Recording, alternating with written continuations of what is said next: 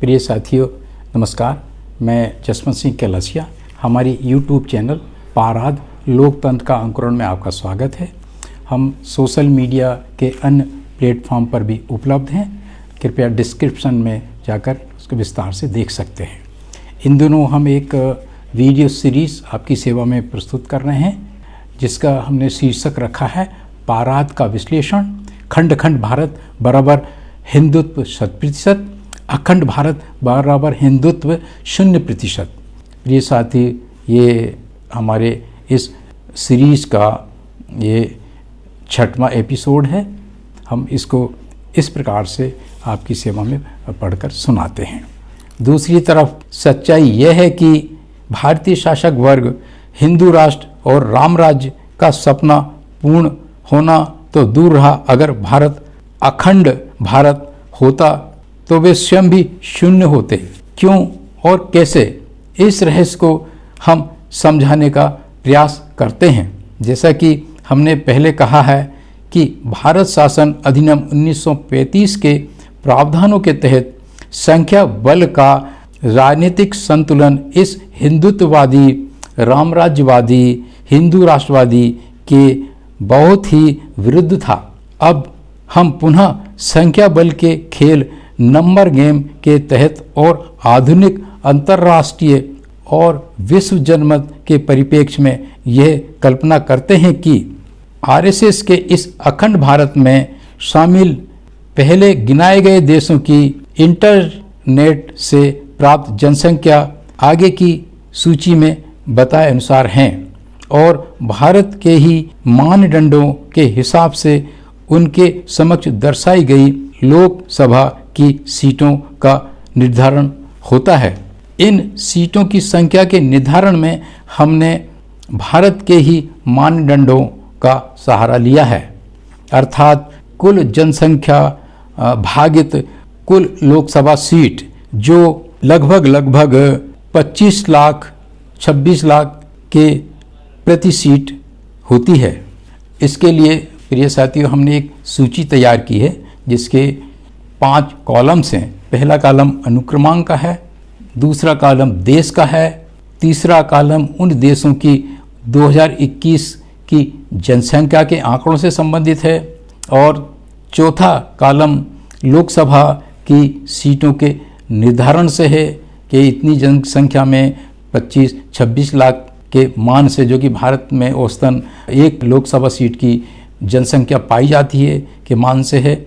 और कॉलम क्रमांक 5 में रिमार्क में हमने विभिन्न ऐसे तथ्यों का हवाला दिया है कि यदि ये जो सीटें होती तो आगे वो किस तरफ इनका झुकाव रहता।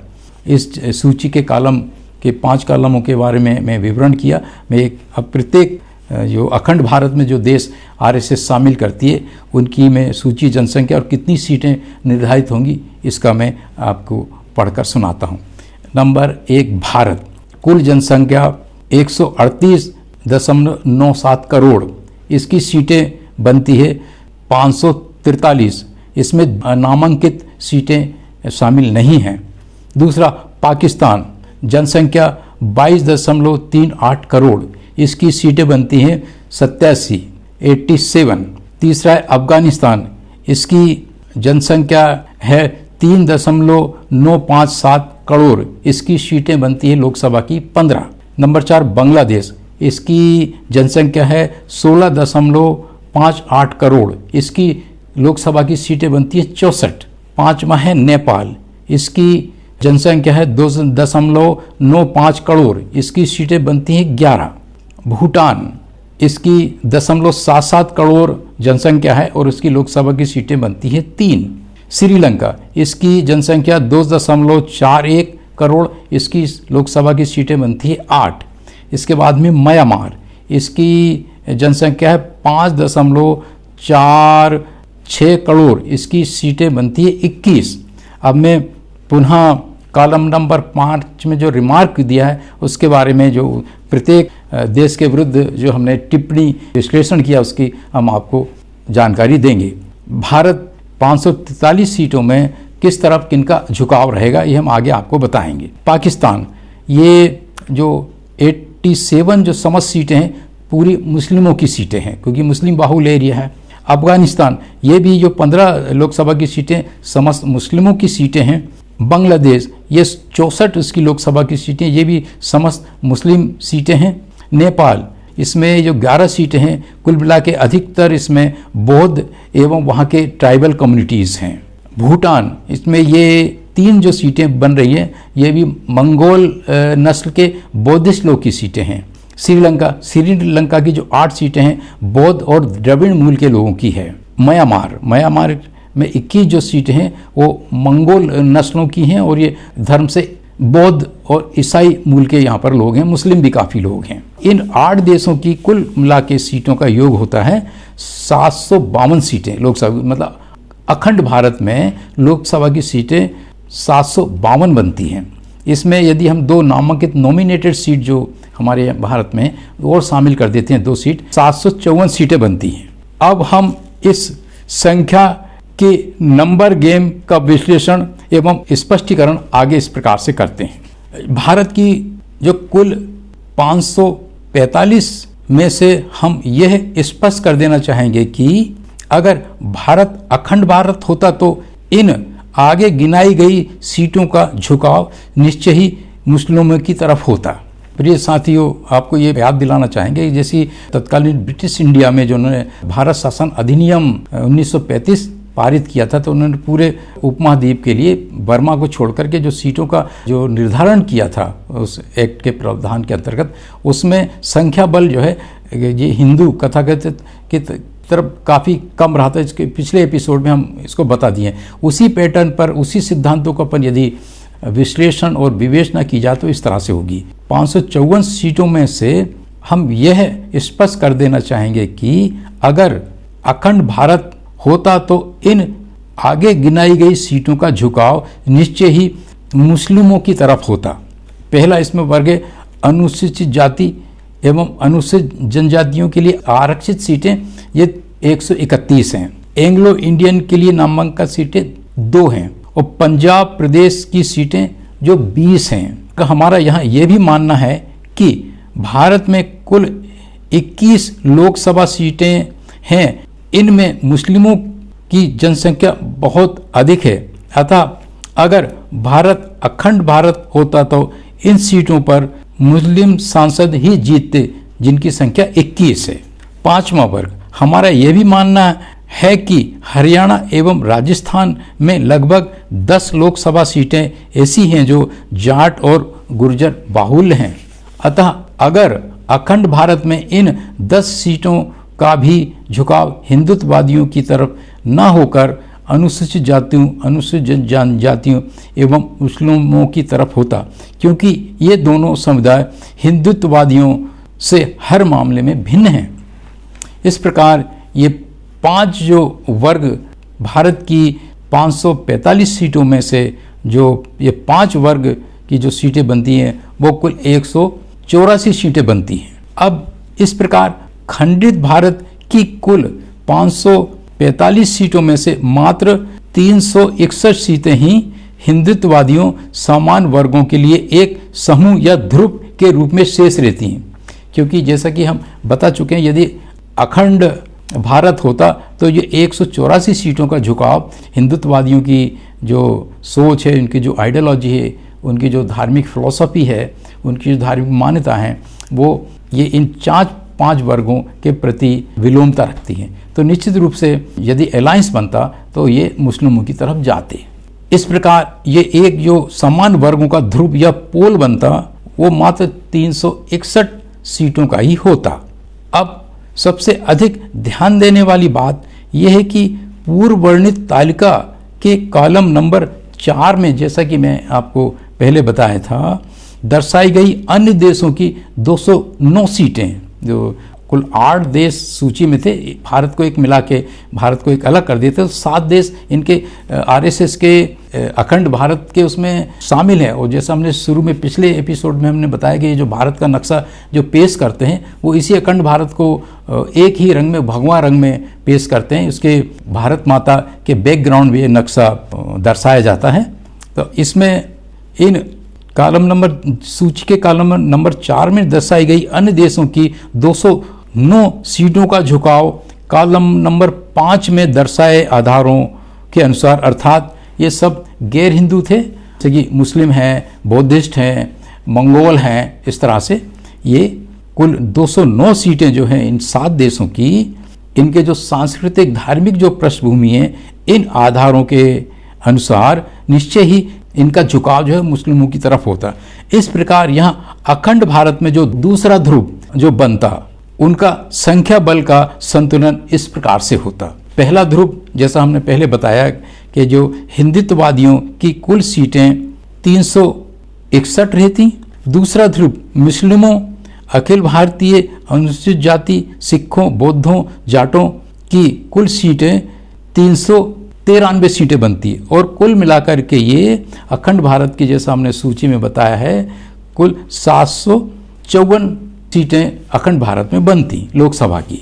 अब दूसरा विश्लेषण का ये पक्ष है कि हमारा यहाँ यह भी मानना है कि अगर भारत अखंड भारत होता तो ये एक विचार करने वाली बात है कि यदि भारत अखंड भारत होता तो लिंगायत एवं कुर्मी संप्रदाय भी, जो लगभग 15 करोड़ हैं, हिंदुत्ववादियों की तरफ नहीं होते।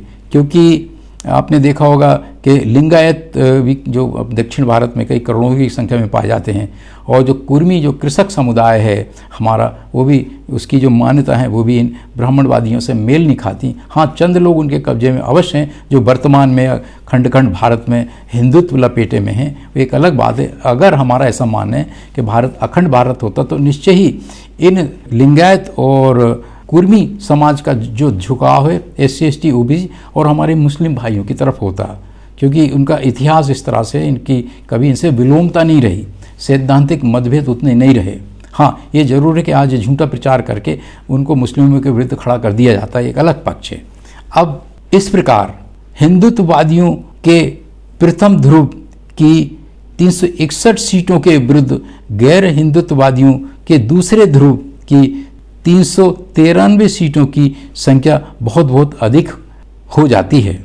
जो हमने 2 ध्रुव, यदि अपन अखंड भारत की यदि कल्पना करते हैं, उसकी परिकल्पना करते हैं कि जैसे कि RSS वाले और अन्य हिंदू संगठन बड़ी जोर से इसको संकल्पित किए हैं और एकदम पूरी तरह से जोर लगा रहे हैं कि को अखंड भारत बनाएंगे, तो इस आधुनिक युग में जो मोटा मोटा जो ध्रुव बनते, 2 मेजर पोल बनते, वो इस प्रकार से बनते। साइंटिफिकली हम आपको वो तथ्यों के आधार पर बता रहे हैं। मात्र 361 सीटें इन हिंदुत्ववादियों की तरफ होती और 393 सीटों की बहुत बड़ी संख्या इधर गैर हिंदुत्ववादियों की तरफ होती।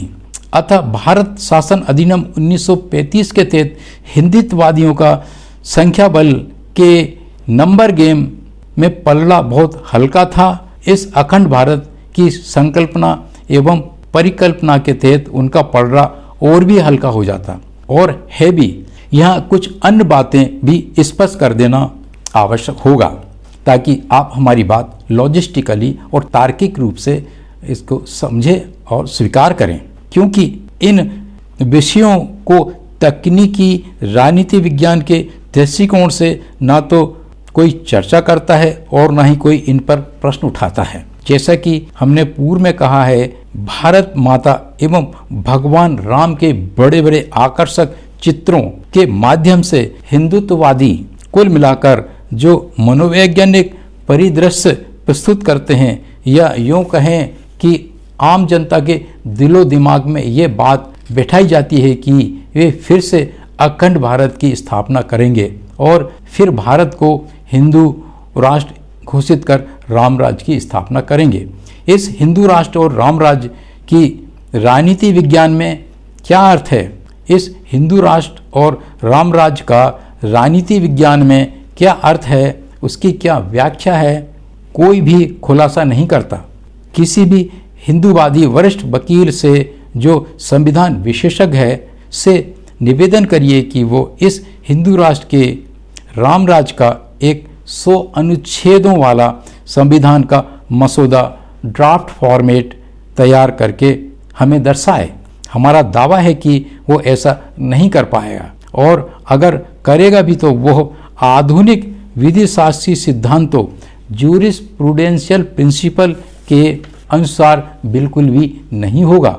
वो अंतर्राष्ट्रीय लोकतंत्र जन प्रतिनिधित्व के आधुनिक सिद्धांतों एवं संयुक्त राष्ट्र संघ की करारदातों तथा विभिन्न कोवेनेंट्स एंड कन्वेंशंस के अनुसार नहीं होगा।